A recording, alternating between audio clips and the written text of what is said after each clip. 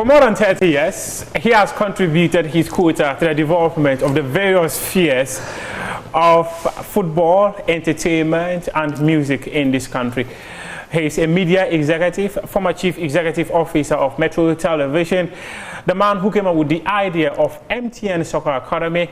Prior to Ghana's participation in the FIFA World Cup in 2006, he came up with a special song. Prior to the 2010 World Cup again, he came up with another song that he said straight to the top. And indeed, in that tournament, when, I don't know whether he's a prophet, but maybe he was a prophet, he said straight to the top. And indeed, the Black Stars went straight to the top as they made it to the quarterfinal of the FIFA World Cup.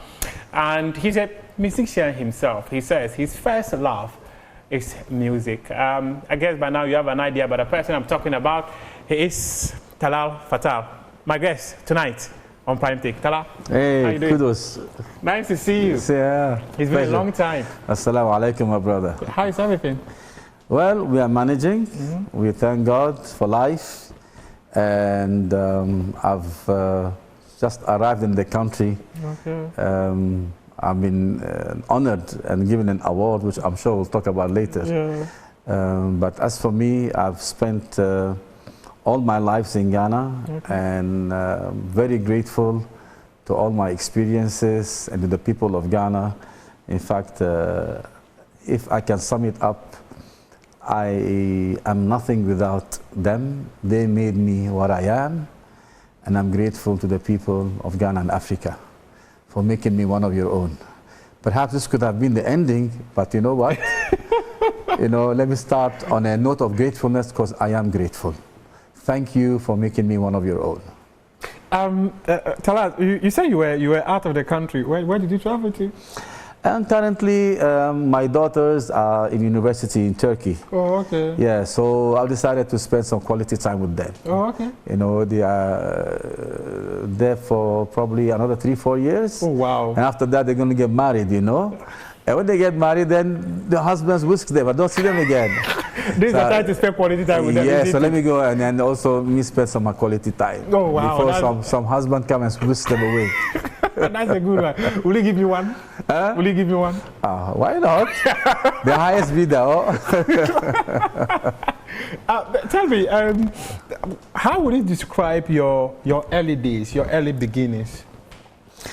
As I said, spent a lot of years. In fact, my family, my grandfather came to Ghana in 1918. Wow.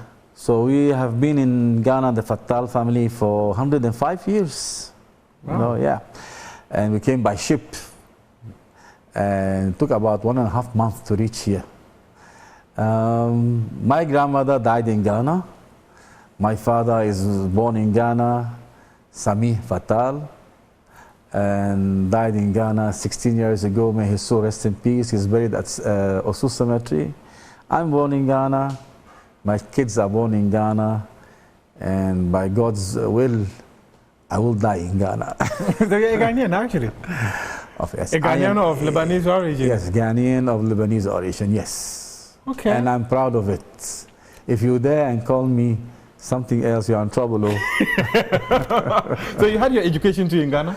Yes. I went to Ghana International School, okay. GIS, good school, and it's a melting pot of many nationalities. Okay. So it brings you up sort of diverse, like a culture, diverse, and open to the world. Okay. And that helped in shaping up my personality. Oh, wow. I see. Then one of the things we know so much about you is actually your role as a media executive.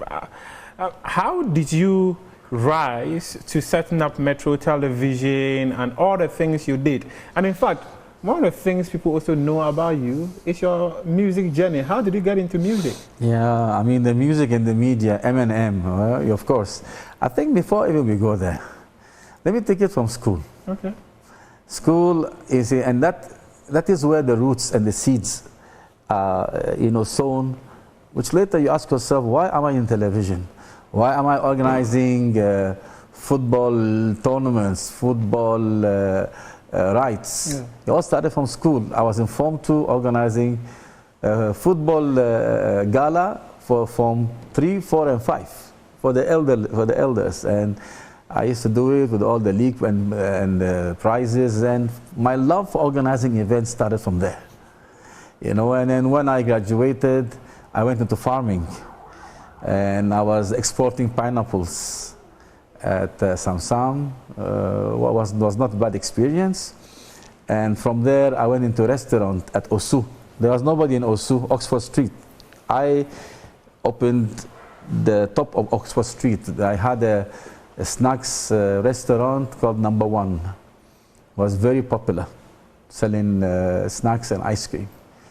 So this is how the journey started, and somewhere along the line at Number One Snacks, I started meeting a lot of people and a lot of personalities. So I met Tommy Annan Forsen, who, you know, one day crashed at my office and heard me singing on my own and said, "Oh my God, is that you?" I said, "Yes." "Oh, Talal, you have to record this song." You know, I'll put it on air. And this is how my music journey started. Tommy Annan Forsen, he pushed me onto music. Wow. And then also another gentleman there, Mr. Rex Dankwa.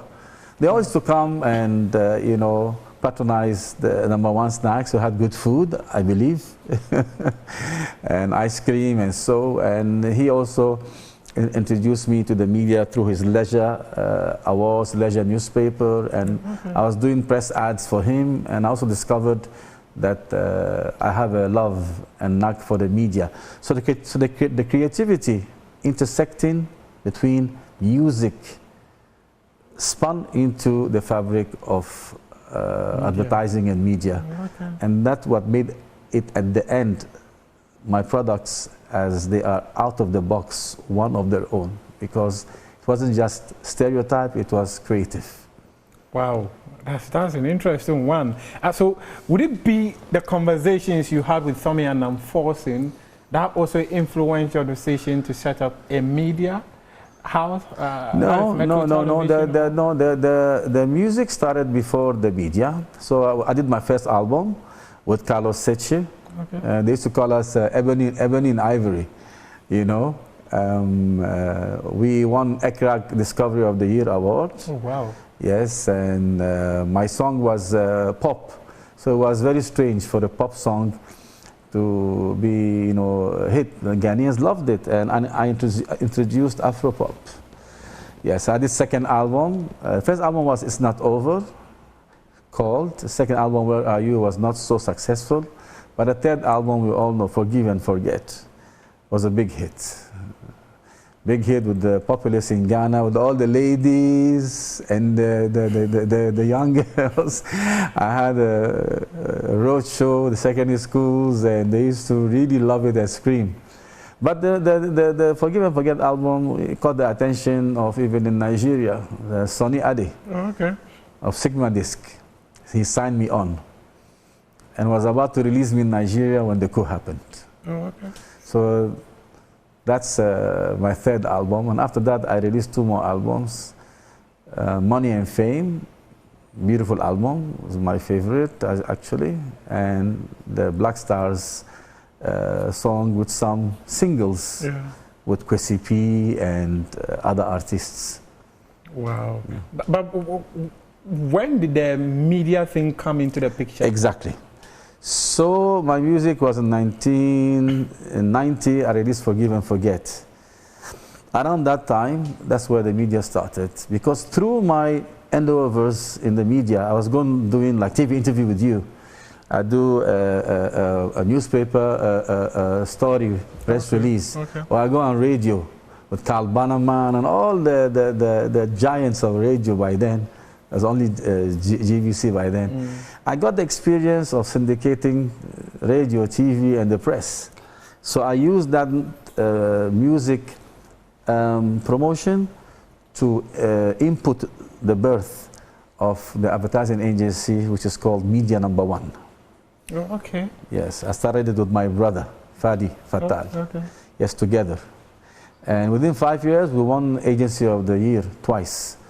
1995, 1996. And 1997 was the birth of Metro TV. 97. Yes. So that is the transition from advertising was from 1990 to 1997, then Metro TV 1987. So from snacks to advertising to Metro TV. Yeah, and you forgot also, I was doing the export of pineapples. The export of pineapples as well. You know, the funny story about the pineapples, that Ghana's pineapple is sweet, but it's green color. So, you know, when I tell the creativity, you input it into everything, farming, music, advertising, media. So I was creative and managed to get some chemicals. When you spray the pineapple, it becomes golden color. So, it started to sell better in Europe. Because when they see Ivory Coast pineapple is yellow, they buy it golden, then the Ghana green one. But the green one in Ghana is still sweet. So if you spray it, so when I did that, and all the farmers, you know, say, oh, come and spray my pineapples, and it was fun, you know. Oh, wow. Yes. You grew up with business ideas. Yes. I mean, I love enterprise. I love enterprise. I love free spirit.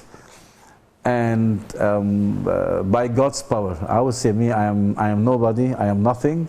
I'm the people's servant, but I'm creative by His grace. So I'm always bubbling, you know. Your father was a creative person as well? No, he wasn't. No, he wasn't. But here he was a good dancer, you know, rock and roll. Oh, I see. Well, I am not. I'm not. But you sing? But my father used to sing, yeah. Oh, okay. Yeah. Okay, then your genes actually came from your dad. I discovered that late, but yes, I think so. I used to sing to myself in the bedroom and in front of the mirror, and I was in love with the Bee Gees.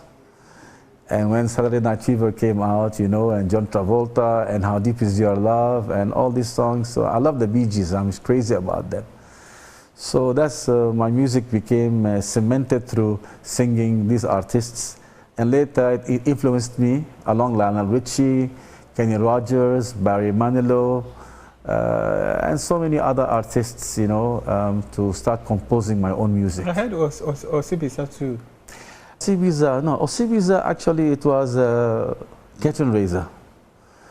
Curtain Raiser at Akaspo Stadium, big show with musical youth.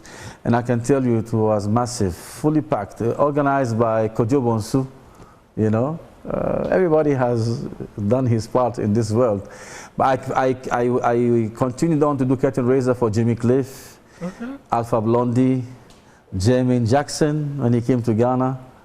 So I did Curtain Raisers for all of them, Onyeka Nwenu in Nigeria, Majek Fashek. I was invited to the Piman Awards in Nigeria, Alexito, and yes, so I've had a good, you know, roundup of playing Curtain Raiser. But the one I enjoyed most was the road show to the schools in Ghana. Okay. Abori Girls, Tamasco, Holy Child, not is it Fancy Film? No. And Takrady, and then Tamasco, all the ladies' schools, because then that should be in Fancy Man, right? Yeah, yes, it should be in Fancy Man. Yeah. So they loved Forgive and Forget, you know, it caught on with the ladies as well. So that road show, we did about 15 schools. It was lovely. Let's come back to the media aspect, which is the area that many of us actually got to know about you, which is Metro Television. How did the name and everything about Metro come all about? Yeah, Metro TV is like a baby that was born. In fact, I think it's one of the best things that ever has happened to me. And I have to thank the government of Ghana, because Metro TV, unlike the conventional knowledge that people think, I do not own it 100%. It was a joint venture between me, my company, and GBC. Oh, okay. Yes, so we were the first with TV3 to broadcast free to air. So Metropolitan Television, you know, came about by this joint venture. So Metropolitan, I cut it short to Metro TV. And of course, I was the CEO, the manager. GBC was a silent partner. Oh, okay. Yes, so and the years flew by nicely after that. So GBC were more of shareholders of Metro TV? Yeah, yeah. The whole concept was that I run it, but it was 50-50. Oh, really? Yes. I started with a very small capital. If I tell you how much, if somebody tells you that capital, you know, is an obstacle in your way, take it from me. The capital that is important is the one in your head, is the idea. That one, it can be valued. That one is in millions, because that is king. Content is king. But capital, anybody can give you money, or you can borrow money. So I started Metro TV with a very small amount of money. How much? No, I'm not going to go into that. But I can tell you with the modest amount, and I started broadcasting. You see, I did the concept around we growing and scaling up month by month and year by year. So I started broadcasting only on weekends first. Saturday, Sunday, then we added Friday, then we added Wednesday.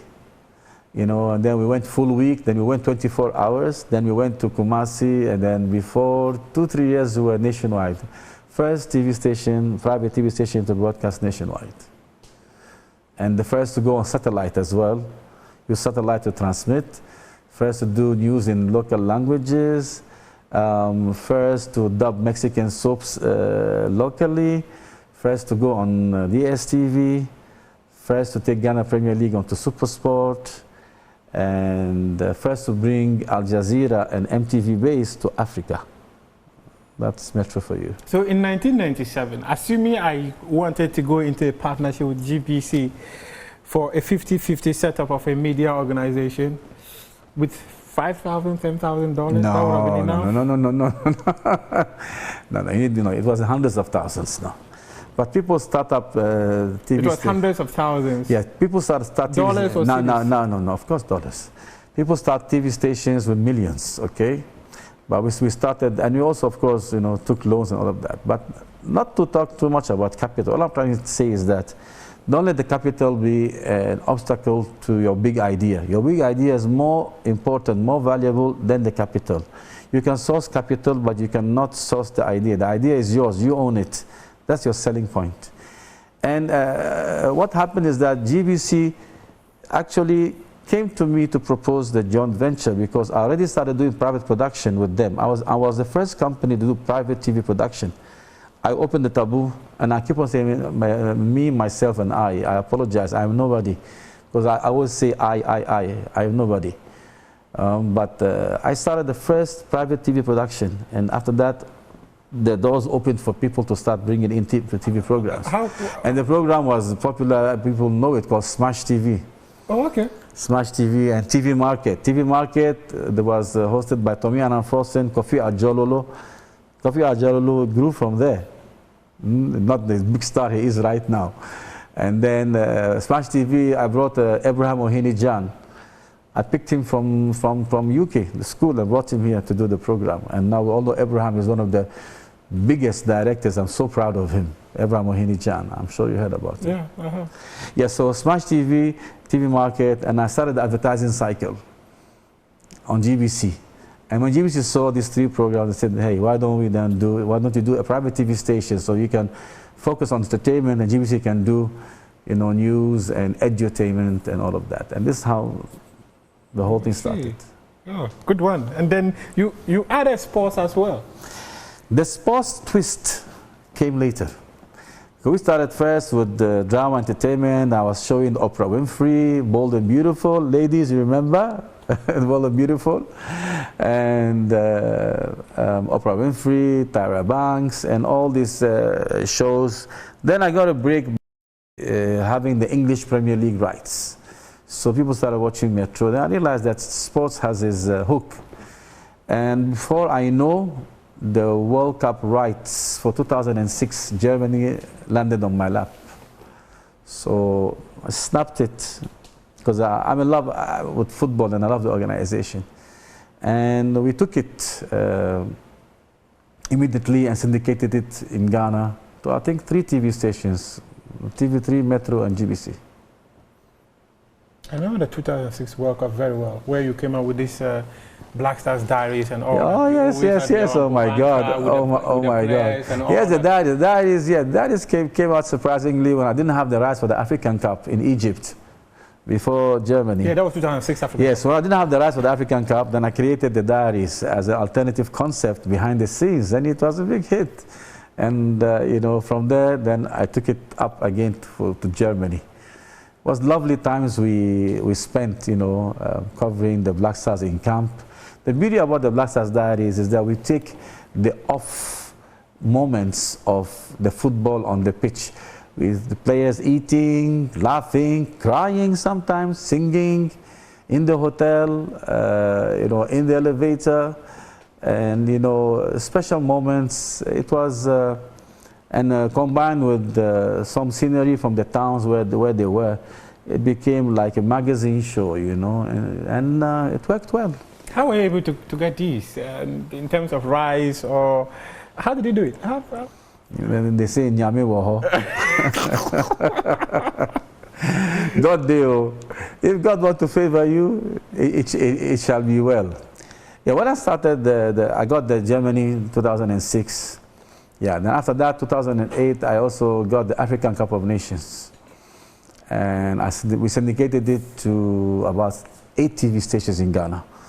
So we became known, and by then I created the OMP as a media independent arm, and also event management and sponsorship, so that we can split between Metro. Metro, you know, is got a different duty as a broadcaster. Yes, so I mean, rights like the UEFA Cup and Champions League and all of that was easier to get because we had a track record. You know, from the African Cup to the Germany World Cup, and then Black Stars Diaries. So when we compete and bid, we used to win it because based on our track record. Yes, so we got the 2010 as well in South Africa. Yes, yeah. And that was the biggest. It was lovely because, as you said, Ghana went all the way straight to the top. Because you said, we are going straight to that. Well, I didn't know. I wrote the song, you know, before we went to South Africa. And some people said, oh, Talal, well, you brought us good luck. Well, I said, I didn't know that. I was just expressing my heart. You know, when you work and when you process your thoughts into actions with the heart, you tend to come out with a beautiful output, you know, because it is straight from your heart. And so I just did the song and I called it straight to the top. That's how I felt. The lyrics, I wrote them, and it was amazing. I mean, I was at the stadium when Asamoah missed the semi-final. My brother, apologies to you. You know you are my big brother. Asamoah, you are my brother. Yes, and I was there live. And I tell you what, there was no need even to have gone to that even penalty by Asamoah Gyan. Because the goal that was Suarez held up his hand, it was a goal. There was no goal line technology by then. Yeah. Okay? Yeah, yeah. But I can tell you, I was at the pitch. And at the pitch, you have about 16 cameras, you know. So one camera is on the linesman at the end of the park. And the linesman's duty is to see the ball on the line. And the main referee will see the ball head on.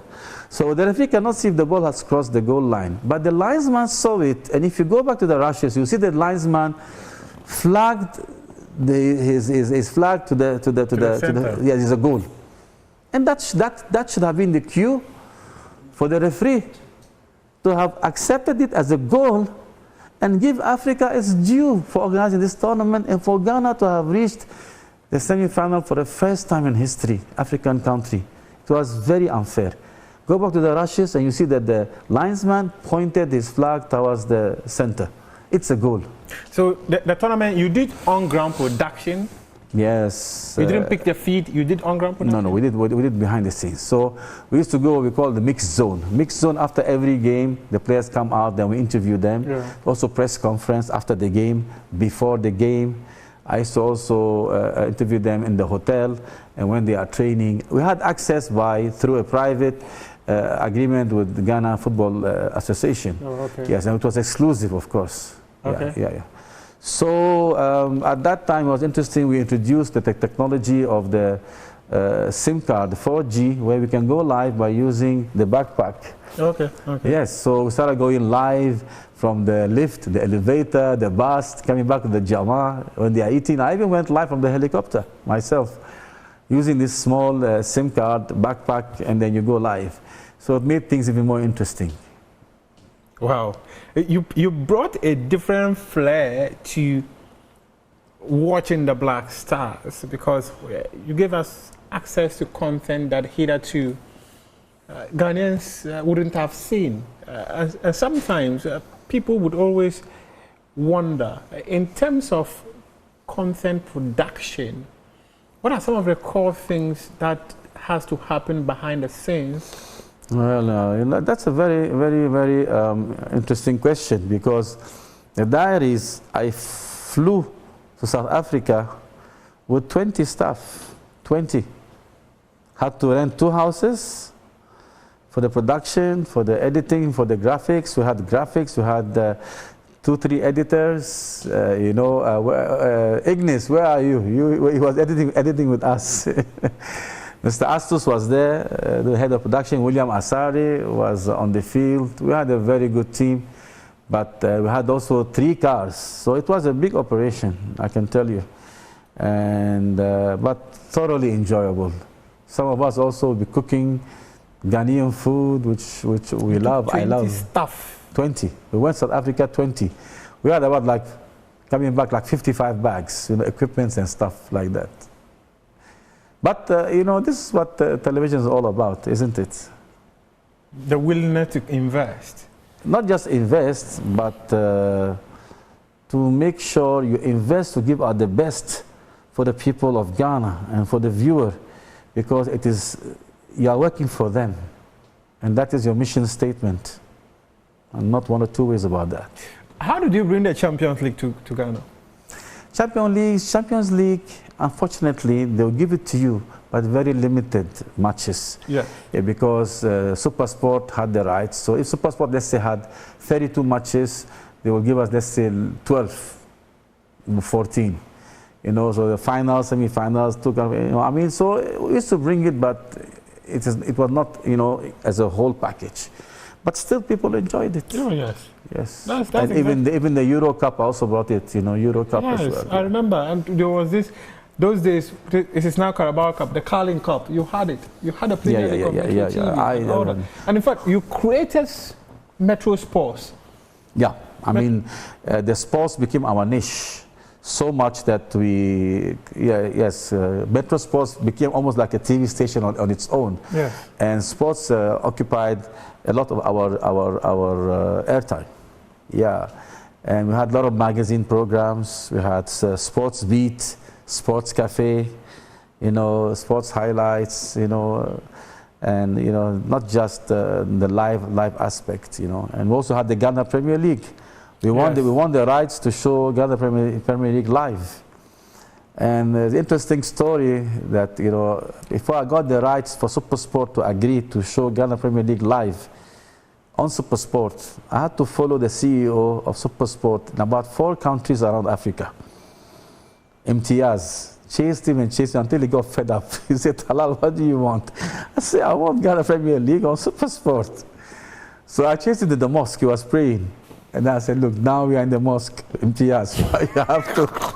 You have to give it to us. So he said, Allah. He said, but we can't pay you. I say you. Just whatever you give us, we'll grow it. So it started 5-year production. We did 5 seasons. And unfortunately, when we stopped, it's never gone back to SuperSport. Yes, because I remember you taught almost every single league center in the country to bring production of Ghana Premier matches. Yeah. Tell us, what are some of the challenges of those productions that you did? Look, our productions, they were fine, but they could be better. Better because we needed more technical equipment, and that is investment, more money, and TV. I always describe TV as a bottomless pit. if you just listen to the word bottomless pit, it tells you that no matter how much money you put into TV, you won't see the bottom of it. So yes, we need to invest more equipment, more cameras, and uplink and OB-van, and we had them, but they weren't the top of the line. So I believe if I had the chance, I had more finance, I would have done top quality, but still what we did was good enough. That SuperSport used to take it, uplink it live to them and show it on SuperSport. For 5 years, they were showing Ghana Premier League. For 5 years, they were showing Ghana Premier League. And I remember watching some of the Ghana Premier League games on SuperSport, and it was a feeling that every Ghanaian wanted to be a part of. But there are many people who often say that some of the challenges when it comes to Ghana football being able to attract the right media productions has to do with the fact that they claim the clubs are not open enough. If you are to offer an advice to the clubs and the Ghana Football Association, what would that advice be so that they would be able to attract the best of production houses to produce I think the clubs have no hand in production houses. This is a relationship between Ghana Football Association, GFA, and the broadcaster. It's a technical... then the advice goes to the GFA then? Not even the GFA. I think what makes a production better is equipment. Equipment is investment. So therefore, when SuperSport they actually attempted, SuperSport were producing Ghana Premier League after I left. Yes. In 2016. Yes. And it was better because I brought the OB-van for them from Lagos. Yes, so it's all about equipment, and then having sponsorship money is what drives this. You have good sponsorship, then you can improve your production, the viewer is happy, the broadcaster is also happy, he also gets complimentary advertising, and GFA also get their money to pay the clubs. Though whatever they pay wasn't always enough for the clubs. The money up to now is still not enough. So sponsorship is a big deal, and that's what drives the English Premier League or La Liga or any league in the world, the sponsorship of the league. You need huge amounts to make an informed, marked difference in the league. So is a sponsorship for the media or for the FA? Because I remember about 2 seasons ago or 3 seasons ago, the media production right for the Premier League was about 5 billion. So I mean 5 billion. TV, but TV pumps a lot. Let's divide it into dollars and see. It's $500,000. So I don't know how much is it. Is it or is it $5 million? Okay. It's about $5 billion. $5.3 billion. Cedis. So it's $1 million. No, I'm referring to the Premier League, the English Premier League. English. Yeah, oh my God. Oh no. I mean, it's like a budget of a country, isn't it? English Premier League. Yeah, it is. This shows you the power of the product. Even movies. You have a movie that can sell for $2 billion. I mean, a country needs that money. Shows you that when you invest in the right content, right production, you can make it back.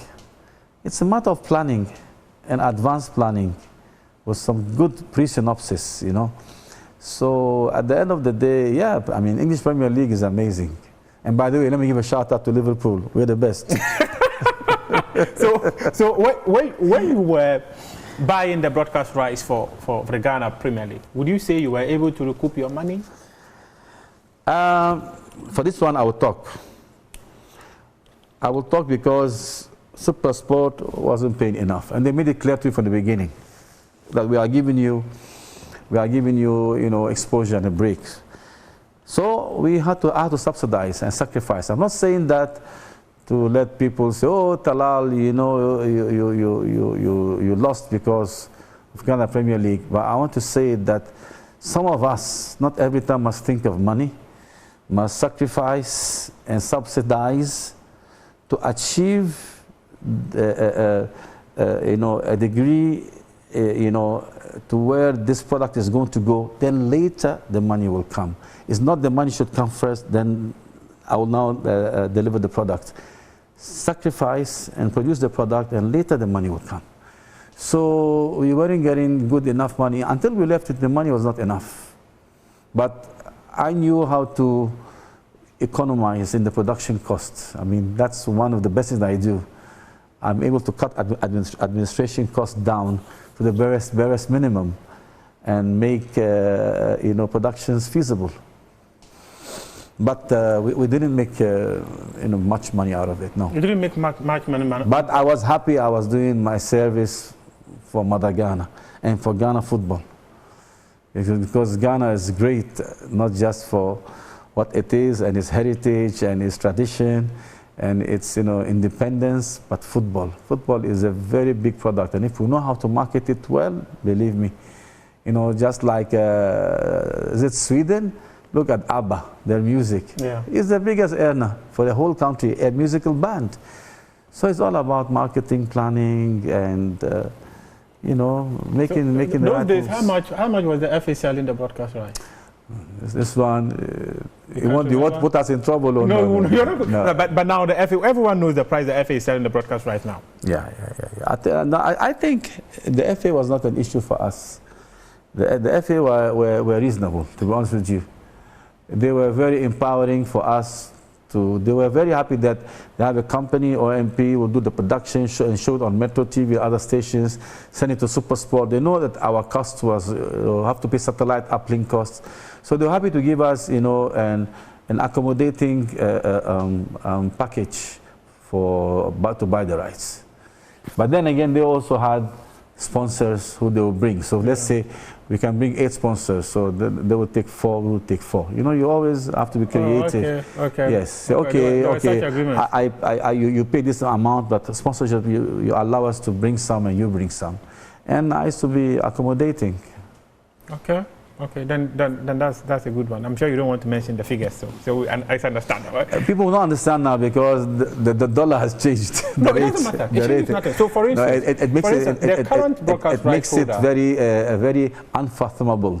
It's difficult now to sit down and break it down and put it in all of that. Because the current broadcast holder pays like about $5 million for the agreement was for for 5 years or something? Yeah, $1 million a year, yes. Yeah, so in those days... So by then it was maybe around $300,000, $400,000 a year. It's economies of scale. Economies of scale. Yeah. Yeah, don't forget that they wanted us to be able to produce so that they can also get the product, and we share advertising revenue. That's a good one. And so you were the producer when the competition was One Touch Premier League? Were the one producing? We did not get involved in those. Those are the ones brought by GFA. Yes. They take the money. Yes. So I cannot remember, but I know it changed hands. There was Glow. The top four were also in charge of it. For Glow and FA Cup, and I mean we were right in the middle of things. Okay. Then there was the MTN Soccer Academy. Yeah, that is special. That's also special. I just saw so many reality shows, all the singing, and there wasn't any soccer. So I said, let me do a soccer talent reality show. And I had this land here, 2 acres, it was bush. So we graded, about 1 acre, and we had a small house, started the competition, and we started screening about 1,000 players down to 18. Second season, 2,000 players, 3,000 tests, it started growing. But the first season was special because, I always say the first cut is the deepest, And where Gideon Ba won that award. Gideon Ba is very dear to my heart. He calls me father. And, this gentleman, this player, he deserves because what he has achieved so far, he's very disciplined. Football, you have to be disciplined. He was not deterred. He was not, lose concentration. I managed to get a deal for him to go to Chelsea as the prize. Yeah. And he went there, and I met Michael Essien, and he almost made it into the academy. But that time when he went, he wasn't prepared for the cold, so he started bleeding. Oh, okay. Yeah, so he had to come back. And then I sold him to Asante Kotoko because part of the deal, we also had a local club by then, Zaituna. So we sold it to Kotoko at one of the highest prices by then, 50,000 Ghana cedis. Wow. Yes, around then. Now it's still big money. Yeah, it is. And he played well, and he broke his leg. Yeah, I remember. 2 years, he went in rehabilitation, woke up, played again, got a contract in FC Honka in Finland, I think. And from there went on to New York Bulls. Is it New York Bulls? He went to New York, yeah. So this player, Gideon Ba, is very disciplined, very focused, and I wish him all the best. You wish him all the best. And before I go, the most interesting one was the Soccer Academy, the Ghana-Nigeria one. That was special. Yes. That one, I went to Nigeria to do screening of football players in Nigeria.